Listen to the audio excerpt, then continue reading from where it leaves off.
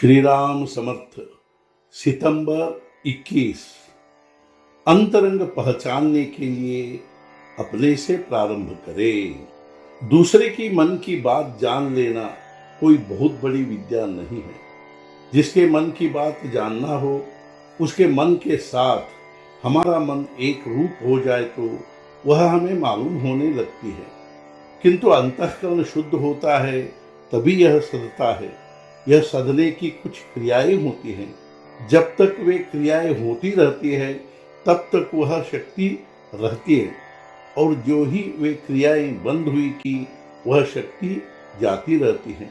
लेकिन जो मनुष्य इस शक्ति का बाजार लगाता है उस पर भगवान की कृपा होती ही है, ऐसी कोई बात नहीं।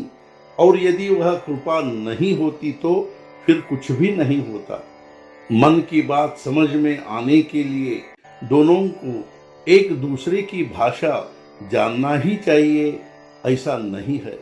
मानो तेलंगाना का कोई भिखारी हमारे दरवाजे आकर कोई तेलुगु गाना गाने लगे तो उस गाने का अर्थ हमें बिल्कुल नहीं समझता, लेकिन वह भीख मांग रहा है यह हम समझ जाते हैं।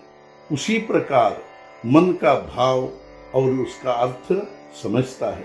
प्रत्यक्ष वाक्य का अर्थ नहीं भी समझे तो कोई हर्ज नहीं। सुनने वाला यदि सच्ची उत्सुकता से आया हो तो कहने वाले का भावार्थ उसे अपने आप समझेगा। लेकिन सुनने वाला उस उत्सुकता से नहीं आया होगा तो कहने वाला यदि स्पष्ट कहेगा तो भी नहीं समझेगा। तत्वज्ञान स्थिर होता है, उसमें कभी परिवर्तन नहीं होता। देश और काल के अनुसार उसे भिन्न भाषा में प्रतिपादित मात्र करना पड़ेगा। मान लो हम रेलगाड़ी में बैठकर दिल्ली जा रहे हैं। गाड़ी हर क्षण आगे बढ़ती है, किंतु हम तो अपनी जगह पर ही बैठे हुए होते हैं। वैसे ही परिस्थिति लगातार बदलती रहती है, किंतु हम यदि भगवान को ही चिपके रहे तो अवश्य हम अपने नियोजित स्थान को पहुंच सकेंगे। परिस्थिति चाहे कितनी ही बदलती रहे, देह धारण करने पर जिसके प्रति हमारा जो कर्तव्य हो वह हम ठीक ठीक करें, यह रामचरित का सार है और यह हर एक को जानना चाहिए। राम के सामने जाकर कहे मैं अमुक अमुक काम करने जा रहा हूँ और अपना काम प्रारंभ कर दे।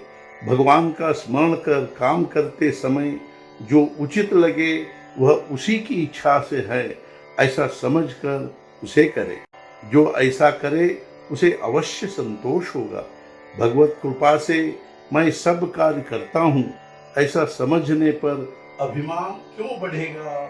अंतरंग पहचानने के लिए स्वयं से प्रारंभ करे। हमसे कहाँ भूल होती है यह देखे। तर्कशास्त्र का अध्ययन कर हुज्जती न बने, उसी प्रकार संतों के अनुभवी वचनों की ओर चिकित्सा से न देखे। संतों के वचन बहुत आसान भाषा में होते हैं, लेकिन मजा यह है कि लोग भगवान का अस्तित्व है या नहीं, इसी विचार के झंझट में अटक जाते हैं और अंत में वे जहाँ होते हैं वहीं रुकने का उनका दुर्भाग्य होता है। मतलब कि उनकी प्रगति रुक जाती है। इसलिए भगवान के प्रति दृढ़ श्रद्धा रखकर नुक्ताचीनी करे। आज का मुख्य विचार, देह रूप गांव से राम रूप गांव की यात्रा में राम नाम उत्तम संबल है। सद्गुरुनाथ महाराज की जय। जय जय रघुवीर समर्थ।